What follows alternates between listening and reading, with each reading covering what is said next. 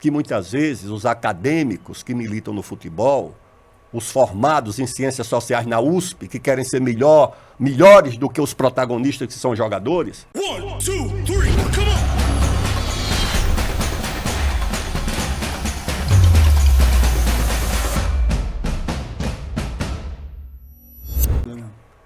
Esqueci o nome dele, um piauiense.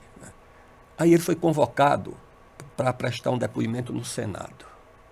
Aquilo me comoveu. Ele chega no Senado, ele não tinha um terno, não tinha uma gravata, não tinha um paletó. Ele chegou no Senado com a camisa do Palmeiras. Não precisa, é mais que um terno. Ou seja, ele tinha aquela identidade.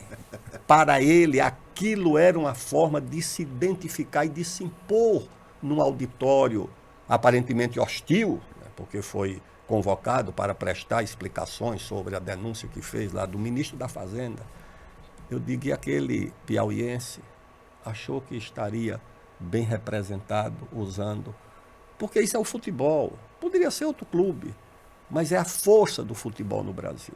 Por que essa instituição é tão forte no nosso país? Que muitas vezes os acadêmicos que militam no futebol, os formados em ciências sociais na USP, que querem ser melhores do que os protagonistas que são jogadores, tá certo? Essa gente da classe média, intelectualizada, que não compreende porque é que no futebol ele é menos importante do que um jogador que saiu da favela e que não terminou o curso primário. Essa gente não compreende por quê. Por que é que o futebol representa tanto no Brasil? Por que é que o povo protege o futebol contra essas arbitrariedades que agora querem transformar o futebol no futebol politicamente correto? O futebol tem que resolver todos os problemas da humanidade. Se tem racismo, o futebol tem que resolver. Se tem misoginia, o futebol tem que resolver. Se tem não sei o que, o futebol tem que resolver. Ninguém cobra isso de ninguém, de outra instituição. É o futebol. E, no fundo, acusa o futebol de ser racista, o futebol de ser machista, o futebol de ser... Ou seja, o esporte mais democrático. Nenhuma instituição deu mais espaço para os negros, os mestiços, os mulatos, os brancos pobres do que o futebol. Seu Eduardo, Nelo, quando um jovem pobre, negro, ou analfabeto, ou semi-analfabeto, foi valorizado no Brasil, admirado, respeitado e querido pela primeira vez, ele era um jogador de futebol. Foi um Frender-Rache, foi um Leônidas da Silva, foi um Domingos da Guia.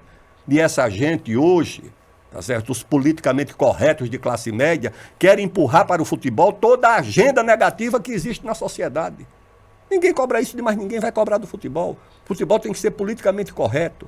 E agora virou uma obsessão, inclusive da CBF, da FIFA, como se o futebol tivesse a responsabilidade de corrigir as mazelas do mundo. O povo gosta e valoriza o futebol exatamente pelo seu caráter democrático, porque no início do século passado, numa sociedade absolutamente estratificada, onde o pobre não tinha para onde correr, porque o país não era industrializado, então não podia formar uma classe média de operários. O país não tinha universidade suficientemente nem para os ricos, quanto mais para os pobres, que tinham que estudar na Europa, os próprios ricos. Então não havia nenhuma janela de ascensão social. A única promoção social que abriu-se para os pobres jovens foi o futebol. Por essa razão ele é protegido, ele é querido, porque nenhuma outra instituição ofereceu a essa juventude o que o futebol oferece. Mas hoje, não. Hoje querem levar para o futebol essa agenda, e principalmente para o futebol feminino, que eu ajudei como ministro a promover, a valorizar. Não, isso é inaceitável.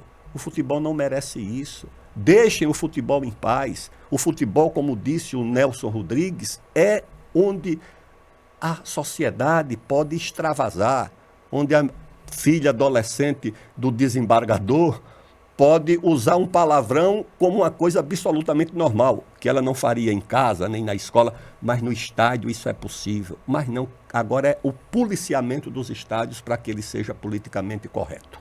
Isso eu acho que é um absurdo. 1, 2, 3, come on!